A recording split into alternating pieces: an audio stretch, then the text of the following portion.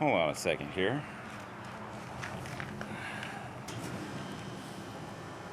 Well, that's exciting. I've never had one of these before. Check this out. Hello, I'm Matthew. We're the Scoops. And I got a lot of stuff to take care of today. So in my last video, I was talking about cost and things of that nature. And one of the things, of course, I brought up was time, which is something that we really don't have a whole lot of right now. So the garden area has been somewhat neglected lately. I've got a lot of pruning and things that I need to do. The biggest area today is going to be working with the tomato plants, because not only do I have some pruning that I need to take care of as far as, like, suckers and things of that nature, I'm going to also start kind of tying these up. Now, in a perfect world, I would have been pruning them as we're growing, and the tomato plants, and kind of making sure that they're making their way towards and up the trellis and tying them as they continue to grow. Unfortunately, though, that is not something that I've been doing, and it's all because I just don't have time. But that doesn't mean that I can't go ahead and start working on that now. So if you happen to be in my situation where the tomato plants are starting to kind of get wild and things of that nature, we can still kind of get them to start growing up the trellis, or at least start kind of tying them up. So let's go ahead. I'm going to show you what I'm going to be doing. If it's something that works for you, let me know down in the comments below that you tried it and it's something that helped you out. I'd really like to know. And if you've got a better way of doing this, aside from obviously keeping up with it in the first place, that part is kind of a given, let me know that as well. So let's get to it here. All I am using here is just a simple, just twine. I think this was from a craft store. And we're just going to be kind of tying these to the trellis. And when I say tie, I'm more actually just going to be kind of wrapping the twine around and then fastening that to the trellis, just to kind of try to help keep these upright. Now, some of these plants, like this one right here, is actually growing up pretty straight here. So it doesn't need much. I just want to keep this from falling over. So this one in particular, I'm just going to kind of wrap it around a little bit. Just probably start down here, and then make sure to attach this kind of high up on the trellis. As I'm going through, I'm just going to be popping off little suckers as I need. Some of these might actually require pruning shears. I've actually got one right in here. I could probably pinch it off, but I'd rather just go ahead and cut it just to be on the safe side here. So I'm just going to attach this to the bottom of the trellis here on one side. Just tie it off. Doesn't need to be any kind of fancy knot, just needs to kind of hold.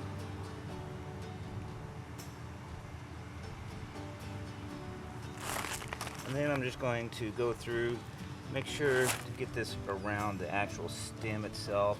Try to be careful of the limbs or branches. I don't want to break any of them off. And I'm just going to basically wrap this around.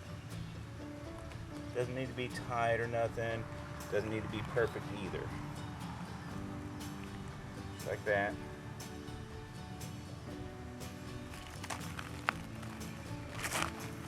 This way it doesn't really fall anywhere. And as this continues to grow, I can just kind of add another and just go up. Now, some of these didn't grow as straight as that last one. So for example, these ones right here, like this, as you can see, it's kind of growing down the plant. It's like it's trying to make its way to the ground. And I want to actually try to get this thing going up the trellis. So again, I'm going to start from the bottom. I may actually prune some of these lower branches off here as we're going along, just to kind of help increase some of the airflow. And then from there, wrap it around, and again, I'm trying to support it to the trellis up here. So I'm just gonna go ahead, get this going, and let's see what happens. Now, as you can see here, we have a very large sucker on this particular plant here. It's actually bigger than the small branch that's below it. So what we're going to go ahead and do is we're going to trim off the branch. We're going to leave the sucker because the sucker appears to actually be stronger than the branch itself.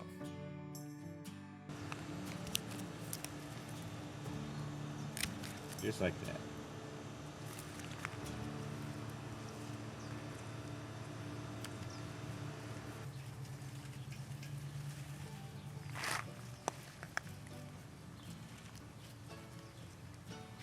And just be careful with the branches. We're not trying to break any of these off just yet. Anything that we do need to prune, I'm just going to cut off. Also, just need a smaller deal. I don't want to get too crazy with it because you do run the risk of breaking it. I'll go down here a little further down.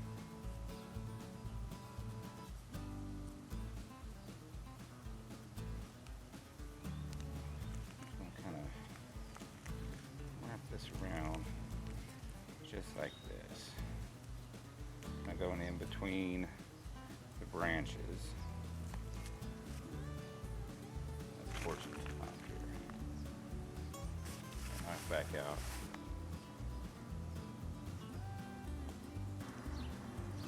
In and out of the branches. Just like so. And same thing when kind of lift up. Now this one's a little more of an angle, so it's not really wanting to go up that much. So again, don't really force it too much because you'll run the risk of breaking it. Just go to as far as you think you can and then tie that off. If you don't feel too comfortable going too tight, again, just make sure it's where you think it'll be okay. And again, we're just going to tie this off. So all I did here, this first one is already standing up pretty straight. So I didn't really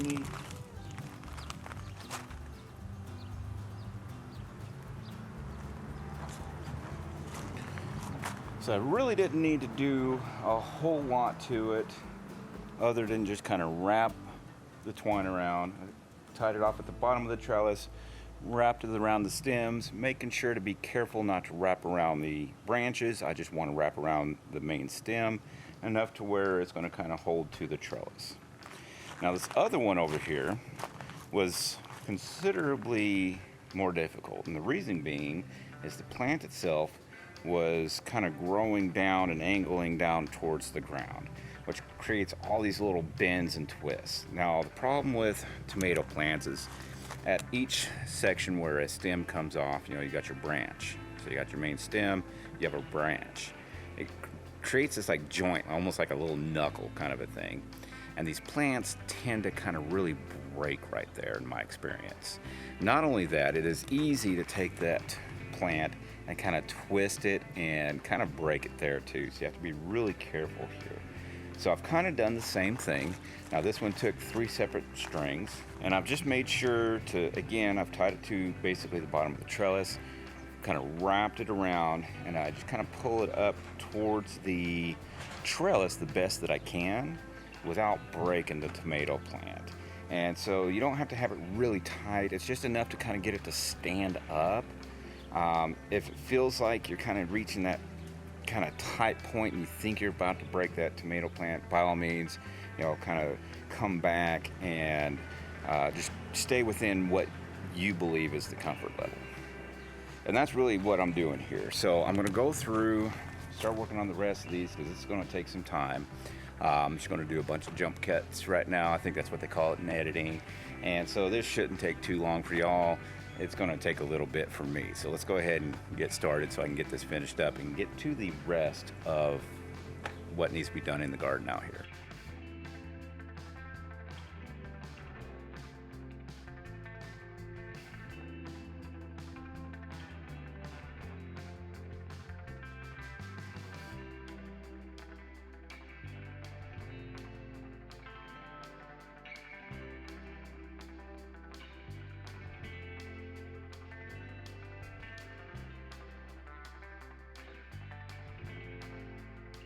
All right, just to kind of give you an idea of just how far behind I am. I've been working on this one bag for a little bit now.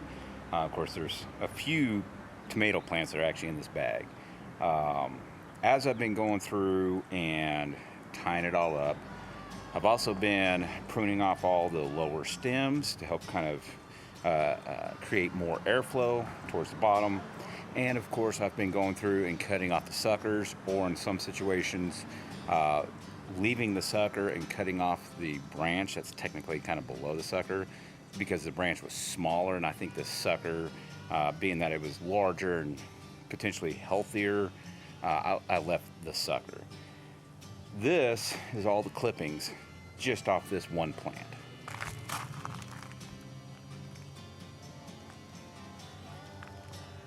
All right, it is a little later in the afternoon. Actually had to take a quick little break.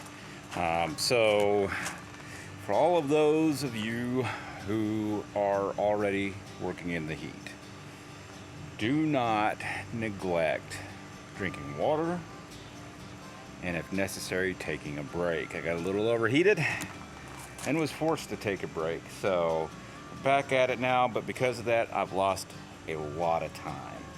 That being said, I got quite a few of these tomato plants strung up, especially all the bigger ones that were already starting to really kind of grow towards the ground and get, well, kind of funky. There's still actually one larger one, and if I can get to it a little bit later, I will. But I have some other things that I really need to get taken care of immediately. Hold on a second here.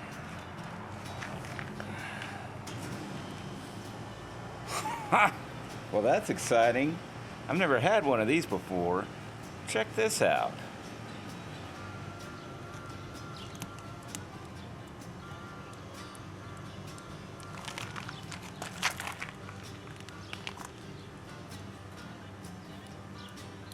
That's basil.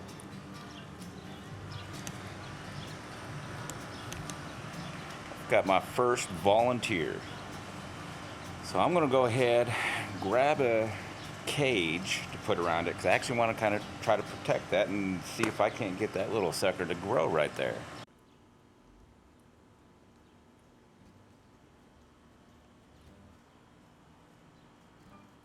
So for quite a few weeks now, I've been talking about neglecting the transplants. I actually still have transplants that I really need to get into bags. I'm going to start with the watermelon. Now, they look horrible right now because they should have been transplanted weeks ago. So right here, I actually have 2 bags that are pretty much ready to go right now. And they're just alongside the cucumbers here. So I'm gonna put the watermelon there. I think the watermelon will do just fine with the cucumbers. I don't know, I've not heard anything about not planting watermelons next to cucumbers.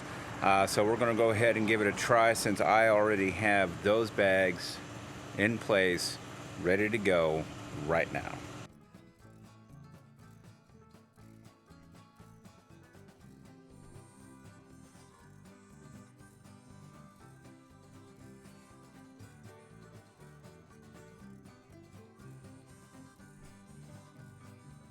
All right, so the rest of these transplants, unfortunately, are gonna have to wait just a little bit longer. I am gonna go ahead and up pot them, but I don't actually have a bag ready for any of them just yet. So my cantaloupe and my straight 8 squash, both of which look, again, horrible. And I don't know if they're going to make it, but I'm still going to go ahead, up pot them so they have a bigger container to actually start trying to grow in. Of course, I will obviously fertilize that as well, but I actually need to get moving on some other stuff, including dinner. So let's go ahead and get these up, potted up real quick, and then we can move on to the last bit, which is actually going to be part of dinner.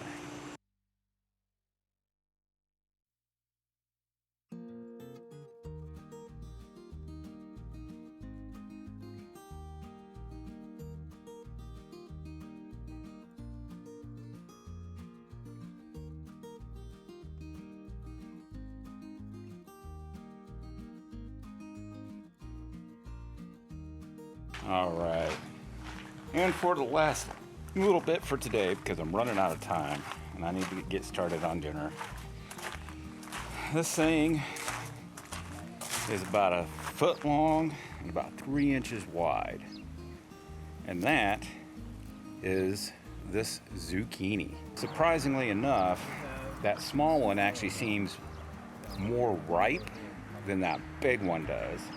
But I'm still gonna cut that big one up tonight. I'm gonna fry it up in some butter and oil, a little bit of salt and pepper. And I'm gonna have that with tonight's dinner. And I just noticed there's another zucchini on that plant. Let's take a look at this. So there's the big one.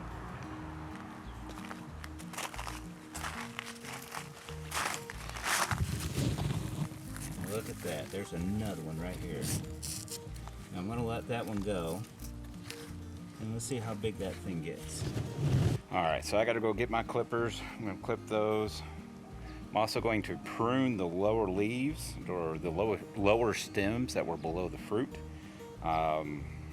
Been told that's what you're supposed to do as far as pruning zucchini plants, and it's been working out pretty well for me so far, so that's what I'm gonna do. Otherwise, that'll do it. All right, so what is the takeaway from all this today? Well, number one, when you're working out in the heat, make sure to take a break and drink plenty of water.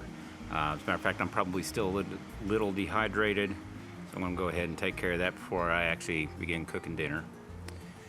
The other thing is, make sure if you are able to keep up on pruning, and if you have any staking that needs to be done, trellising, tying tomato plants to a trellis. If you're able to keep up on it, make sure to do that, because it becomes more difficult as the plants get bigger.